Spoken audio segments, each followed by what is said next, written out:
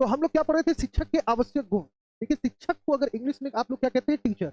तो कहते हैं टीचर बनना बड़ा आसान है, टीचर बनना आसान नहीं होता, बहुत टफ होता है। देखो जैसे TEACHER टीचर, टी की बात करें तो टी फॉर क्या होता है आपका, टैलेंटेड, यानी टीचर कैसा होना चाहिए, प्रतिभाशाली होना चाहिए। ई फॉर की अगर बात करें तो ई फॉर क्या होना चाहिए, आपका एजुकेटेड होना चाहिए, तो प्रतिभाशाली होना चाहिए, यानी शिक्षक का एक आवश्यक गुण क्या हो गया, प्रतिभाशाली होना चाहिए।